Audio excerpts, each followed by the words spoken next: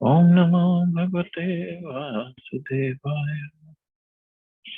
Narayanam Namaskritya Naram Chaiva Narottamam Devim Saraswatim Vyasam Tato Jayamudire Nashtaprayeshu Bhadreshu Nityam Bhagavata Sevaya Bhagavati Uttam Shloke Bhaktir Bhavati Naishtike.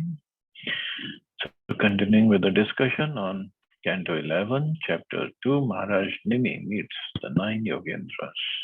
Text number 31 onwards. So Maharaj Nimi is further asking questions. Dharman Bhagavatan Bruta Yadina Shrutuye Kshamam Ya Prasanna Prapannaya Dasyatyatma Manam Api Ajaha. Please speak about how one engages in the devotional service of the Supreme Lord. If you consider me capable of properly hearing these topics, when a living entity offers loving service to the Supreme Lord, the Lord is immediately satisfied. And in return, he will give even his own self to the surrendered soul. So Maharaj Nimi knows about devotion service, but seeing now Yogendras, he wants to ask them more.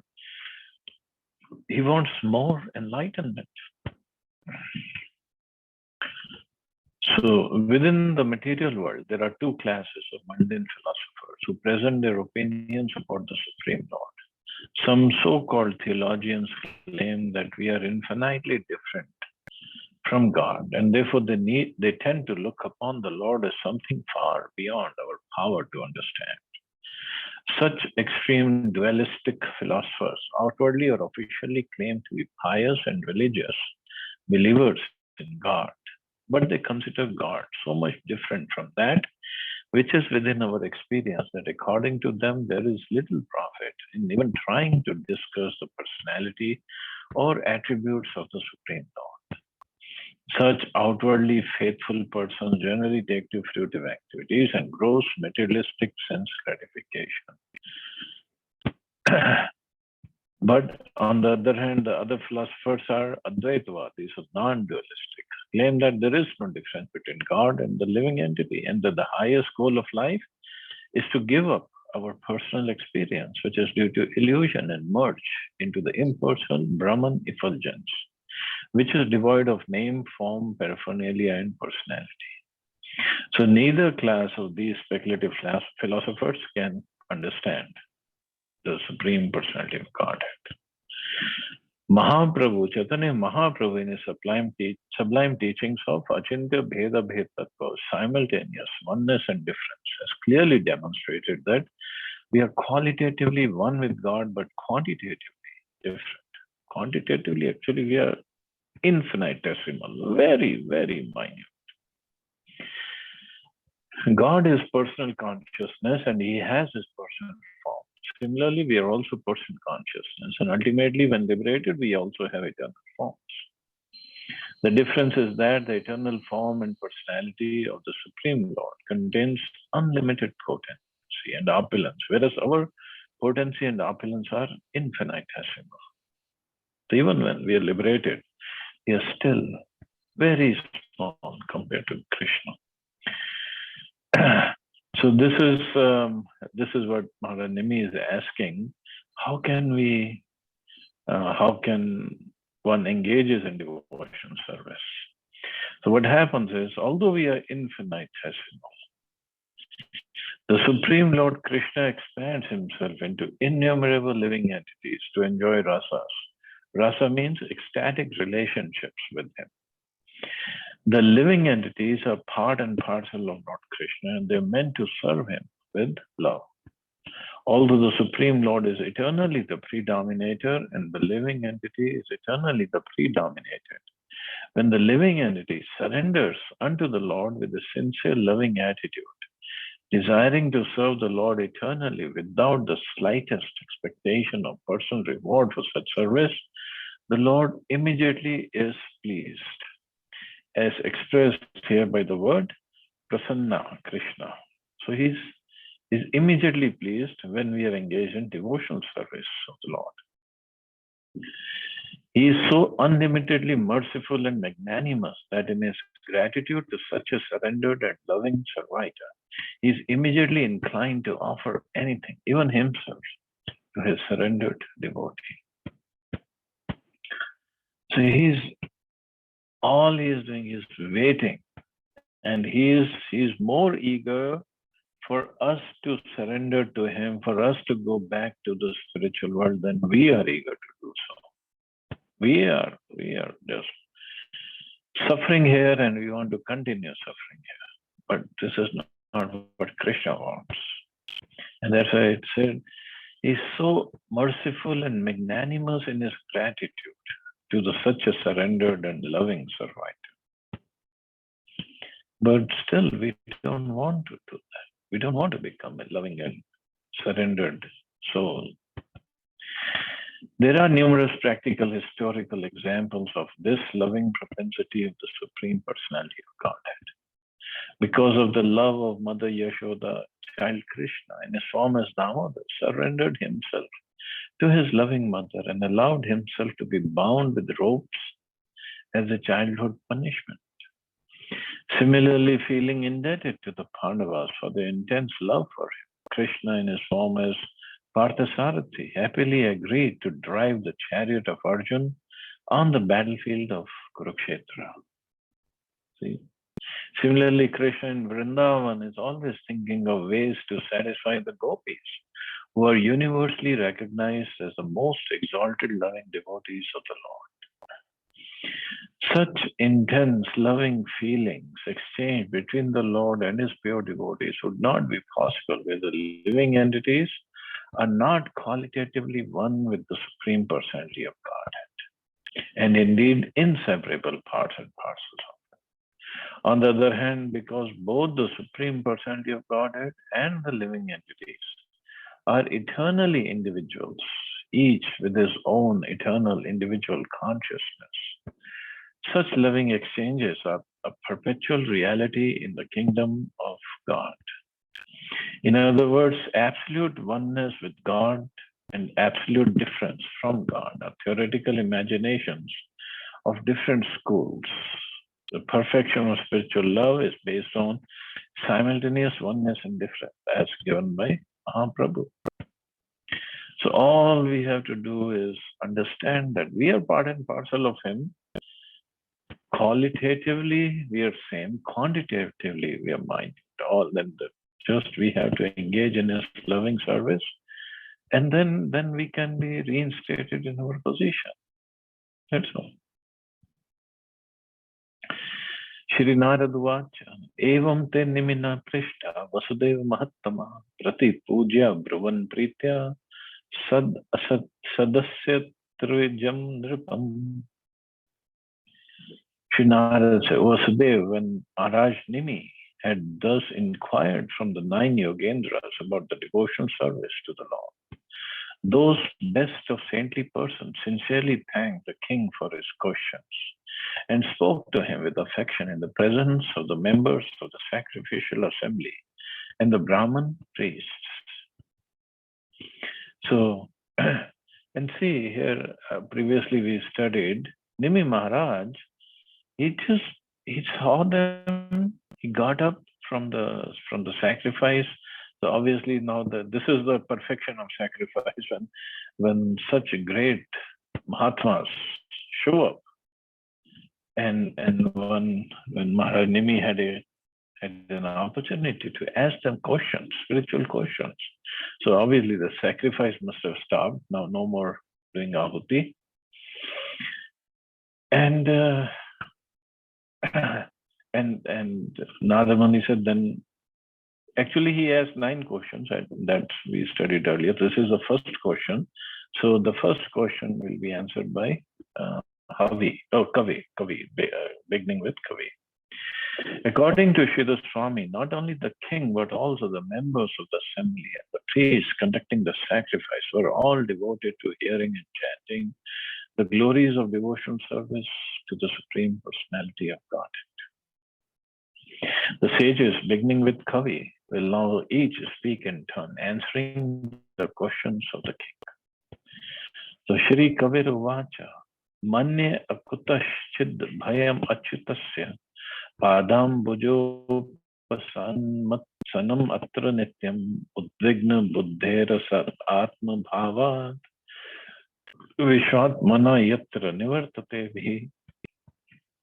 Shri Kavi said, I consider that one whose intelligence is constantly disturbed by his falsely identifying himself with the temporary world, temporary material world, can achieve real freedom from fear only by worshipping the lotus feet of the infallible Supreme Lord. In such devotional service, all fear ceases entirely. So this was the question by Nimi Maharaj when he asked about the fear. So Kavi, Shri Kavi, right away he says, why one gets fearful? By falsely identifying, first he says, one whose intelligence is constantly disturbed by his falsely identifying himself with the temporary material world. So how many of us are constantly disturbed by this false identification with this material world or material body? Of course, we all are. So some bhakti we are doing, so with that, yes, some fearlessness is there. But otherwise, we all identify ourselves with this body. And then definitely fear has to be there. And how it goes away? By worshipping the lotus feet of the infallible, Achyut. The word came, Achyutasya. So Achyut, Supreme Lord. Achyut means he's never fallen from his position of protecting his devotees and all other qualities that the Lord has. Sometimes people ask this question, what is, see, if you serve the society, take care of poor people, take care of sick people, then you're serving the society. How do you serve the society? How do you think you're serving the society? By just chanting and dancing and opening big temples.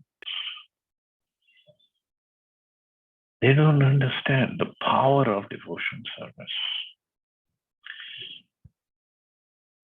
Even if somebody is doing devotion service, the Lord gets pleased and he can award fearlessness and he can award benedictions, not just to that devotee, but to everyone around him. Because when he is doing devotion service and others, if they simply hear, simply just appreciate it, they don't even take part, just appreciate. The Lord becomes very, very grateful to those people also. So this fear also goes away for those people who just appreciate a devotee performing his devotion service. So that's why in such devotion service, all fear ceases entirely. In the opinion of Srila Sridhar Swami, the word Asad Atma Bhava in this verse indicates that the living entity is constantly disturbed by fear because he identifies his eternal self with the temporary material body and its paraphernalia. So paraphernalia means everything that is connected with this body, whether the byproducts of the body means children or grandchildren, and the things that are associated with that property, possessions, money, whatever we have. Similarly, Srila Vishwanath Chakravarti Thakur has stated, Bhakti pratikula deha gehadishva asastya. Because of one's attachment to one's temporary body and so-called home, family, friends, and so on, one's intelligence is always disturbed by fear.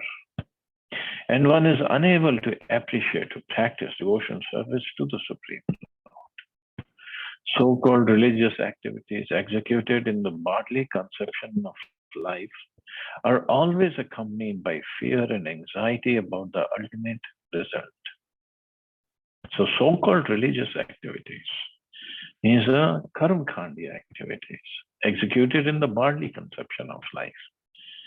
They all are done with the aim is what? I do this kind of puja, this tapa, this dan, and I can ask for this thing in return.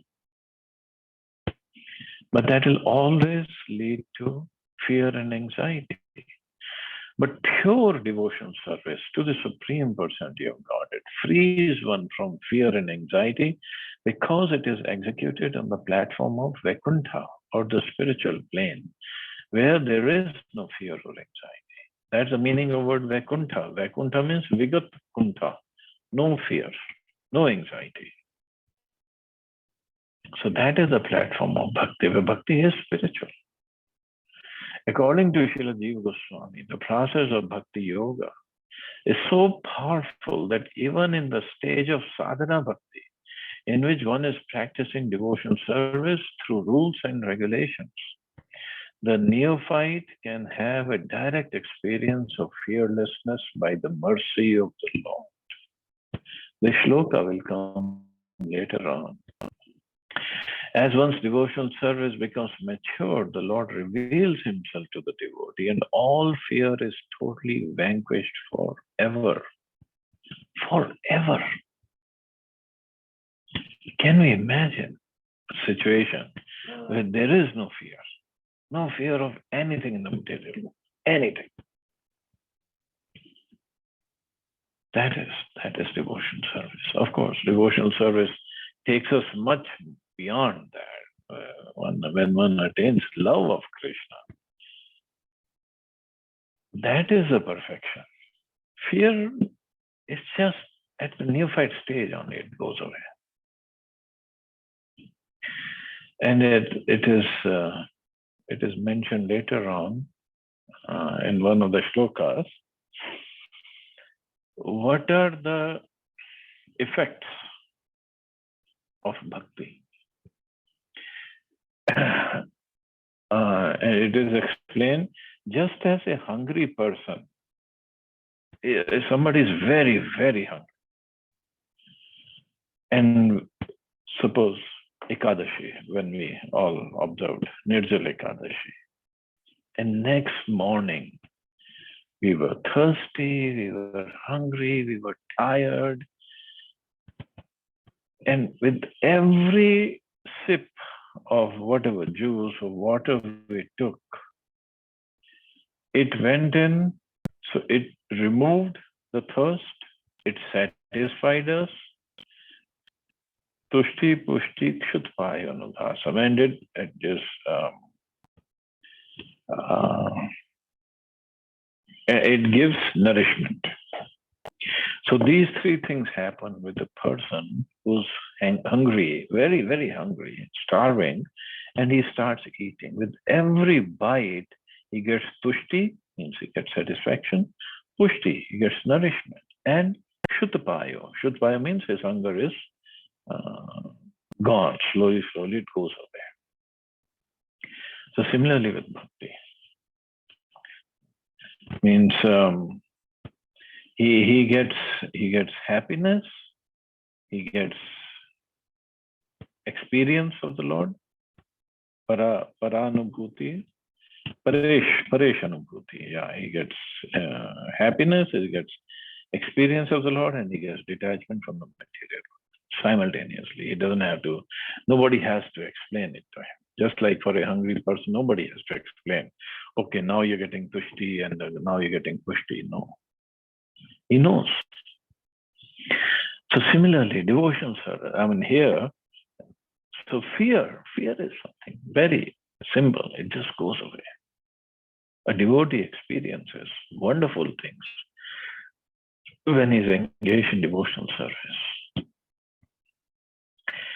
Every living entity has a natural propensity to serve God, but because of false identification with the temporary body, one loses touch with this pure constitutional propensity and instead inauspiciously becomes attached to temporary sense gratification in the form of body, home, family, and so on. The result of such false attachment is continuing distress, which can be eradicated only by devotion service to the Supreme Lord. So continuous distress. It's always there. Krishna also says in Gita, this is dukkhalayam, place of misery. And it can only be eradicated by devotion. So sometimes people ask, so what do you mean by eradicated by devotion service? The devotees, they don't lose their jobs, they don't get sick, they don't get into accidents, or they don't incur losses in their business, or they don't die, or they didn't get divorced. What happens? No, all of these things are going to happen. Whatever is in destination, whether written by Yamraj or whether written by Krishna himself in devotee's life, all these things can happen. But he's not disturbed. Just like I've given this example of going on a road with potholes, going in Maruti car or going in Mercedes. Potholes will be there, but we'll have better shock absorbers if you're going by Mercedes. So that is devotion service. In this connection, Srila Bhaktisiddhanta Saraswati Thakur has quoted the following verse. Oh my Lord, the people of the world are embarrassed by the material anxieties. They're always afraid. They always try to protect wealth, body, and friends. They are filled with lamentation and unlawful desires and paraphernalia. And they avariciously means greedy, base their undertakings on the perishable conceptions of I and mine. As long as they do not take shelter of your safe lotus feet, they're full of such anxieties. So more we take shelter of the lotus feet of Krishna, more such anxieties are gone. Everything else will keep on happening, whether we lose money or not. And also, see, in material world, when there are anxieties about if you're going to lose something and either embarrassment or lamentation after we lose something, whatever it is, a person is constantly under stress, constantly. No matter how much we try to show off that, oh no, I'm okay, I'm perfectly fine. But no. As I say, the face is the index of mind. So if somebody, or pretty much everybody, is under distress, it will show up on their faces. No matter how much we do makeup, it will still show up. And when the stress on the face shows up, means the stress is there in the mind, and this is the stress that leads to all sorts of diseases in our body. It all starts from stress. And because of this stress, whichever organ is little weaker, the stress hits that organ first. Whether somebody gets sugar or heart problem or kidney problem or liver problem or whichever problem. There's so many problems. It just hits there first, and the person's it gets diseased. Body health is gone, body is gone, and the source of stress is still there, whether the money loss, business loss, or relationships loss, or whatever the reason be. So it's just problem after problem. It adds on. And person still thinks or says, "Oh, I'm fine, I'm happy, everything is okay." It's not okay. But this is material world. And on top of it, Krishna has given us devotion service. So why not adopt this procedure of devotion service and live an anxiety-free life, happy life now? And if we have achieved perfection, then it's complete, full of bliss life in the spiritual world.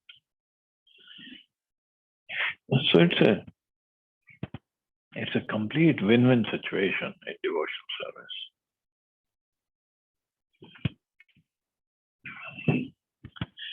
ये वै भगवता प्रोक्ता उपाय हि आत्मलब्धे पंजा पुंसाम विदुषाम विधि भागवतान हिता.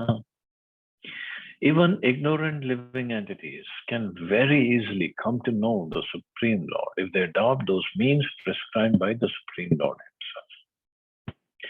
The process recommended by the Lord is to be known as Bhagavad Dharma, or devotional service to the Supreme Personality of Godhead. See, Bhagavad Dharma, Bhagavad Gita, Srimad Bhagavatam, it all basically tells the same thing: devotion service to the Supreme Personality of Godhead. There are many Vedic literature, such as Manu Samhita, that present standard injunctions for the peaceful management of human society. Such Vedic knowledge is based on the Varnashram system, which scientifically divides human society into 4 occupational divisions, as well as 4 spiritual divisions. So Manu Samhita talks about Varnashram system, dividing the society in 4 varnas, 4 ashrams. Of course, it comes from Krishna. Krishna himself says that I have divided this society in Bhagavad Gita. He says that. But the details are given in Manu Samhita. But that is for how to live life in this material world. Bhagavad Dharma is something, it's so confidential. That's what it says in the purport. Bhagavad Dharma is so confidential that it is spoken by the Lord himself. The essence of Bhagavad Dharma is given in Bhagavad Gita, wherein Lord Krishna personally instructs Arjuna. Yet in the 11th canto of Srimad Bhagavatam, the Lord will give instructions to Uddhav. That comes later on, Uddhav Gita, that surpass even the teachings given to Arjuna in the Bhagavad Gita. Prabhupada stated, undoubtedly Bhagavad Gita was spoken by the Lord on the battlefield of Kurukshetra, just to encourage Arjuna to fight, and yet to complete the transcendental knowledge of Bhagavad Gita, the Lord instructed Uddhav. The Lord wanted Uddhav to fulfill his mission and disseminate knowledge which he had not spoken even in the Bhagavad Gita. Similarly, it is understood that the knowledge that will be presented here by the 9 Yogendras is not their personal concoction, but is authorized knowledge originally spoken by the Lord himself. So he gives this Bhagavad Dharma, original Bhagavad Dharma in Bhagavad Gita, so that we can follow it and we go back home, back to God, not just follow this Varnashram system and live here. And this will be explained more clearly when we study Chaitanya Charitamrita, especially the conversation between Chaitanya Mahaprabhu and Ramananda Rai. Again, it's a series of questions and answers, but the questions were asked by Chaitanya Mahaprabhu and answered by Ramananda Rai. Other way around. Arjuna is asking questions to Krishna. Uddhavji will ask questions to Krishna. Krishna will answer. But there, Krishna is listening. Ramananda Rai is speaking. Actually, Ramananda Rai is Vishakha Sakhi herself. So obviously, Sakhis know much more. Sometimes they know more than Krishna himself. No, they don't know, but their devotion is so high, even Krishna wants to learn from them. According to Srila Bhakti Siddhanta Saraswati Thakur, the living entities in the course of their wanderings throughout the cycle of birth and death lose all trace of the personality of Godhead.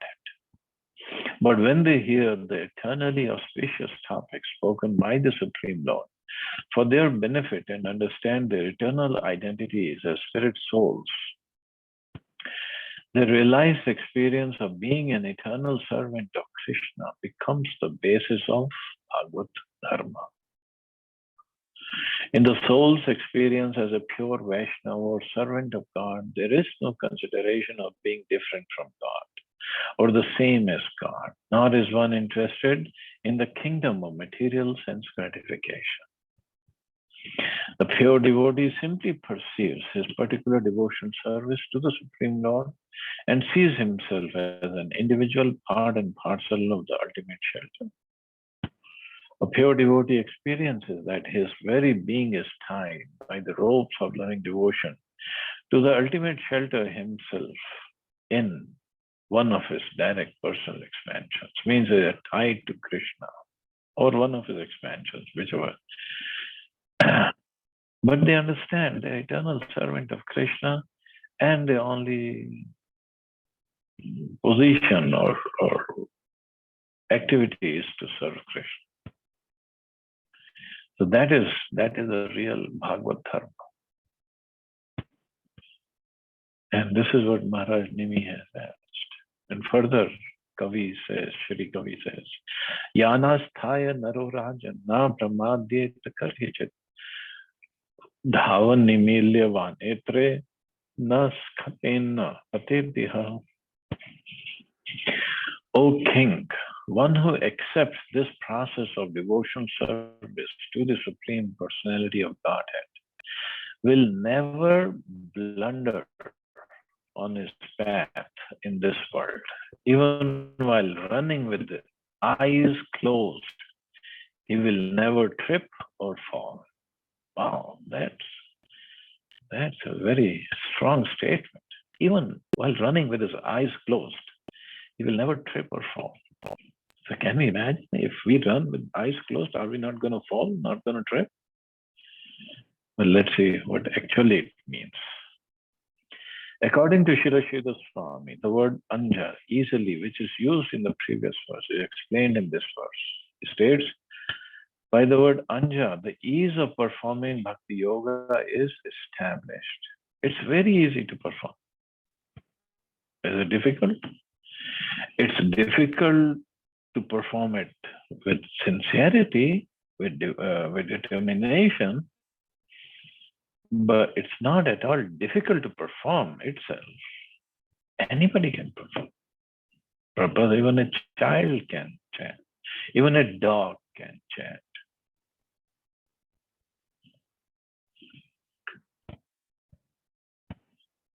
In the Bhagavad Gita, the Lord states, the process of devotion service to the Supreme Personality of Godhead is eternal, and it is very joyfully and naturally performed.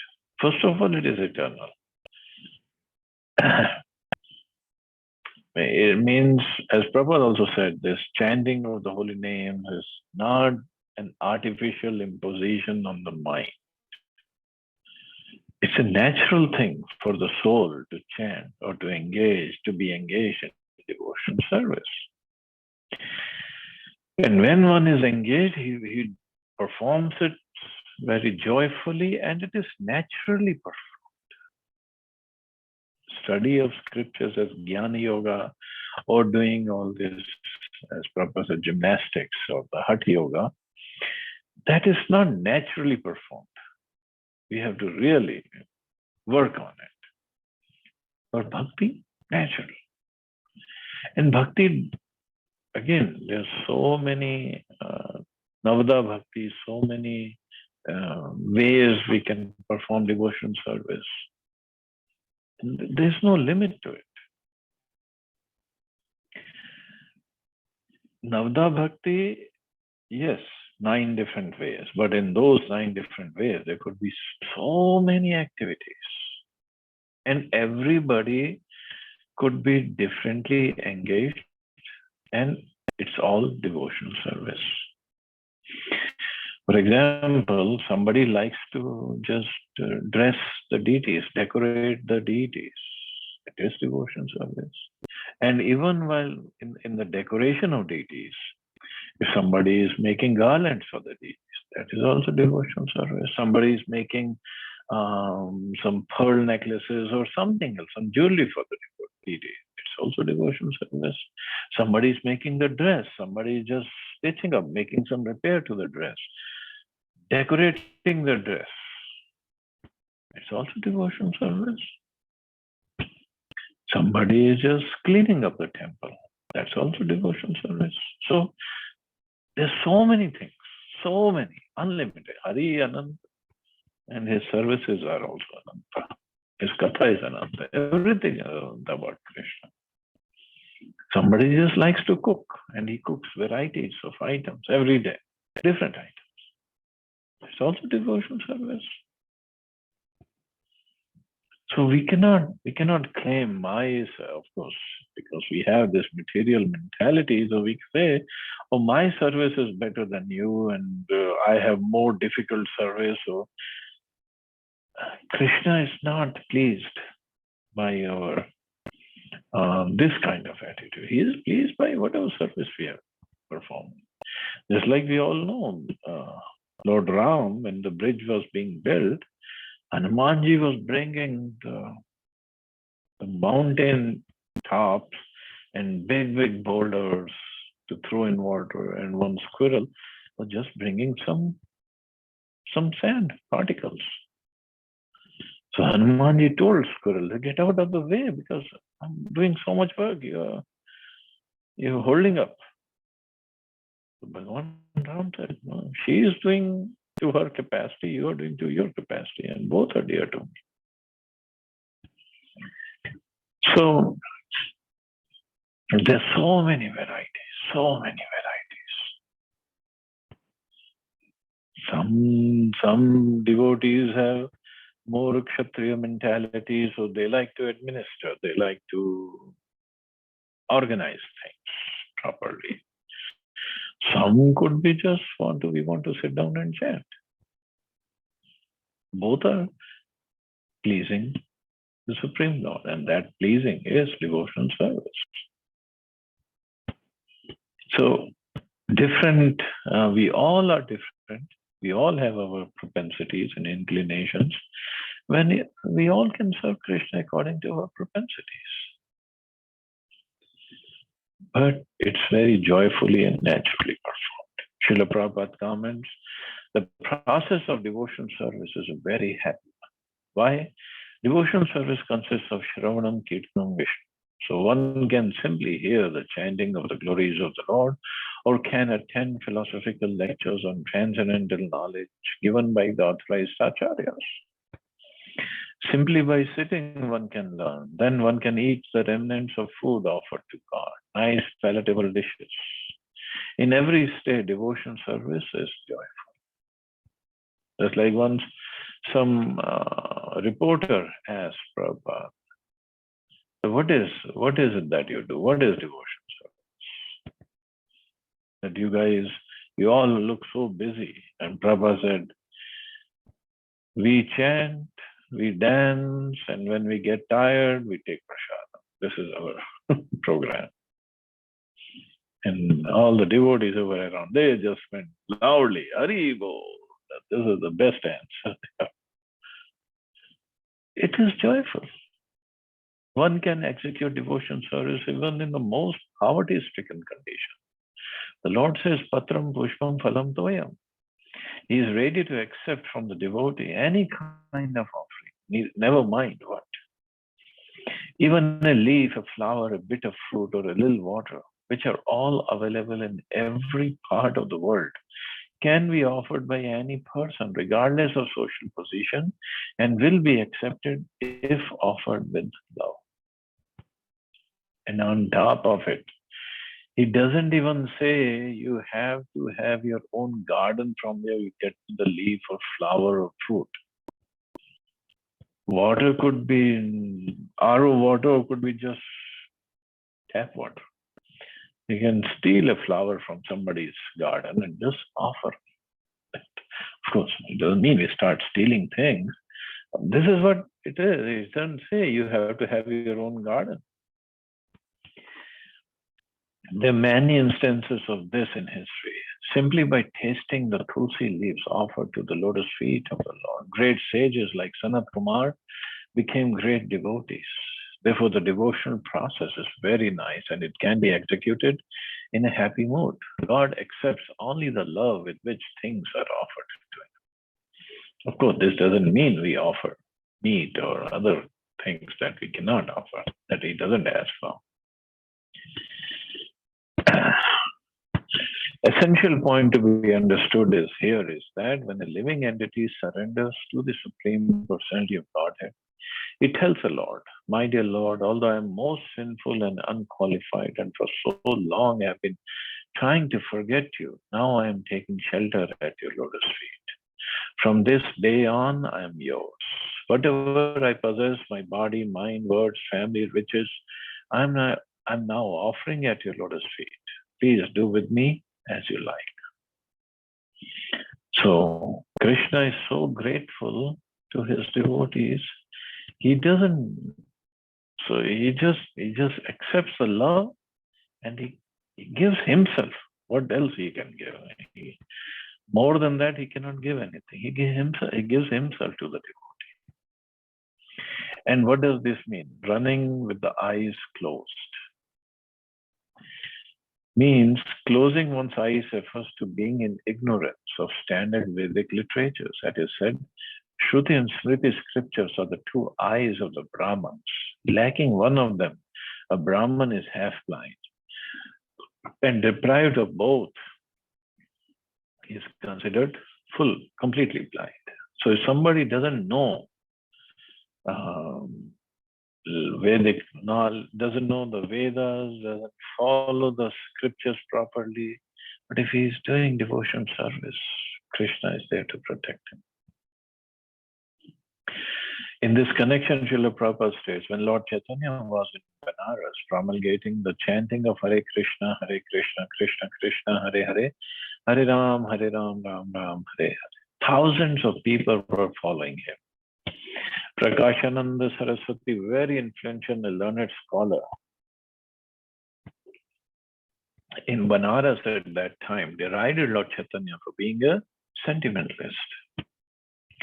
Sometimes philosophers criticize the devotees because they think that most of the devotees are in darkness of ignorance and are philosophically naive sentimentalists. So they think these devotees, they don't know any scriptures. So Prakashananda Saraswati, he told Chaitanya Mahaprabhu, you're a sannyasi and you have taken sannyas in Bharti Sampradaya. So you should not be chanting and dancing like sentimentalists. You should be studying the scriptures. And Mahaprabhu, what he said? Mahaprabhu said, well, my guru, when he saw me chanting Hare Krishna, and he said, oh, you cannot understand scripture, you just chant, and that's good enough for you. So I'm just a fool. Then my guru said, you just chant, and that's okay. But obviously, Chaitanya Mahaprabhu is not fool. It's the Supreme Lord himself. Because after Prakashananda Saraswati's incident, when he was sitting with the sannyasis, then he explained the philosophy, and everybody just surrendered to Chaitanya Mahaprabhu. All these Mayavadi sannyasis in Banaras, they all surrendered. They said, your philosophy and your understanding of scriptures is much better than ours. And they started chanting of the Hare Krishna mantra. So many examples, but that doesn't mean we don't study the scriptures.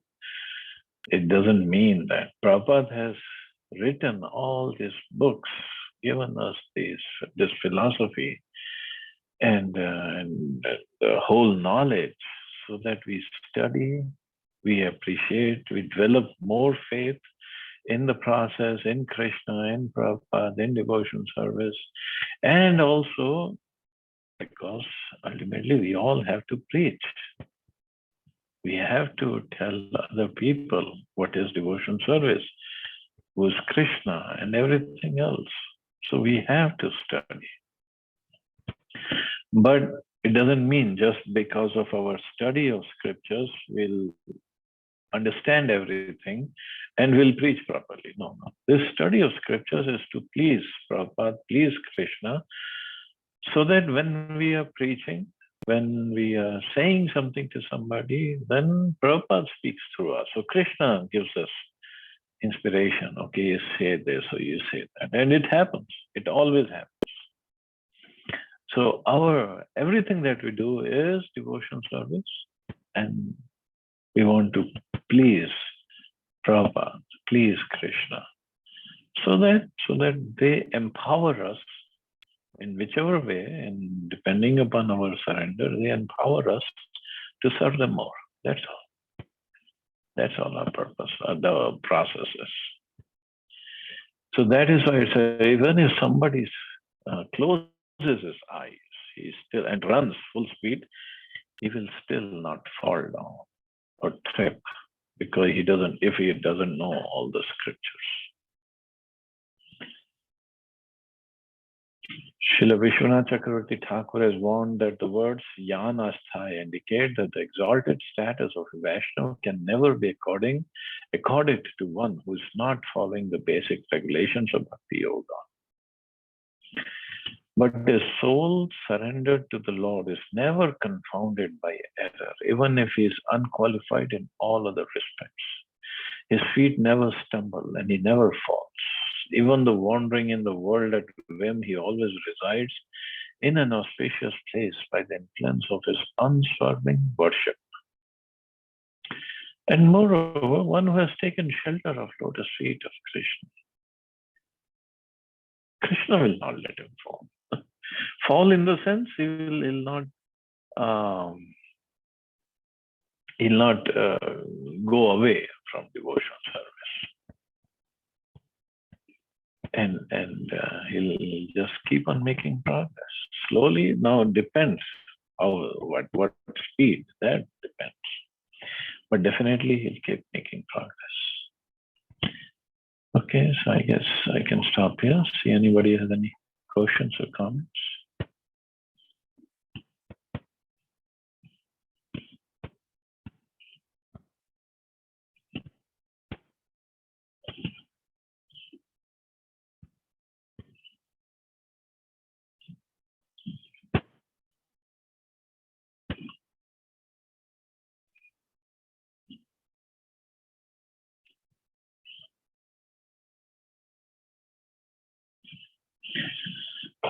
Okay, so you all have a safe and wonderful day. Hare Krishna. Jai Shri Prabhupada. Hare Krishna. Thank you, Prabhuji.